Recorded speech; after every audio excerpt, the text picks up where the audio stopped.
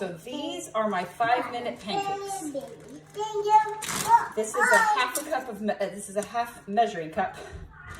And this is oat flour, which is just blended oats. So I fill it up about half full.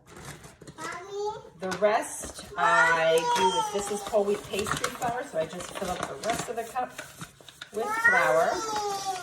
You can hear me over my 2-year-old here. Goes into there. Half a cup of almond flour.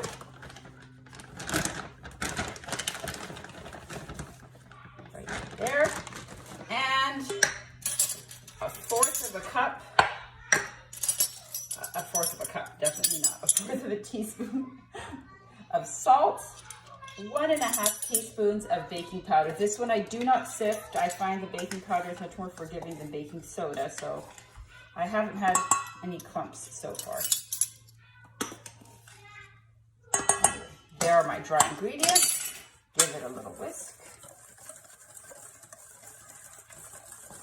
And into here, we'll put half a cup of almond milk. There we go.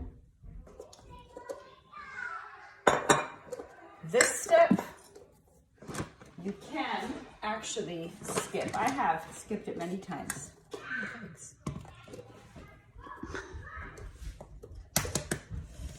It does make it a little more fluffy and gives it a little more airiness. So I just divide my eggs.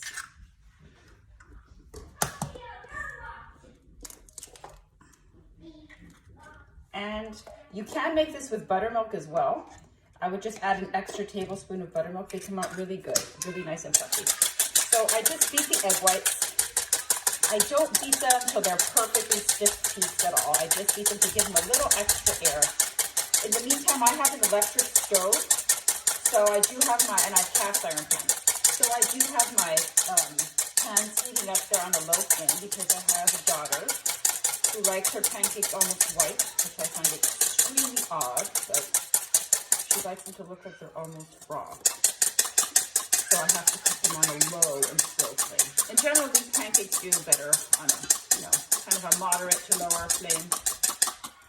Anyways, this just gives a little extra air, but it really isn't super necessary. I did it for many, I used to always do it without the beaten egg whites, and it came out fine too. But I'm helping a little. This batter does not do well overnight. What you can do though is measure all the dry ingredients the night before, so then in the morning all you have to do is just add the milk, beat the egg whites, and you're done. Okay, so this is how much I beat them, just to give them a little extra thickness. Into here, I'll add just a little bit of olive oil.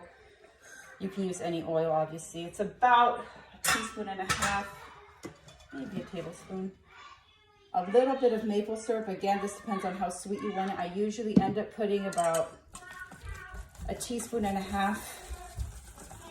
Give it a little whisk.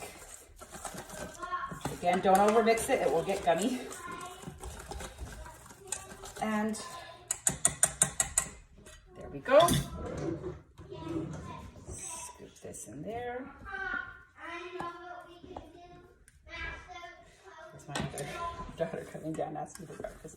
And you just fold it in. The batter's not very thick. It's pretty easy to fold in. And there we go. These come out really nice and fluffy, and they're pretty, there we go, they're pretty good. Ready to cook.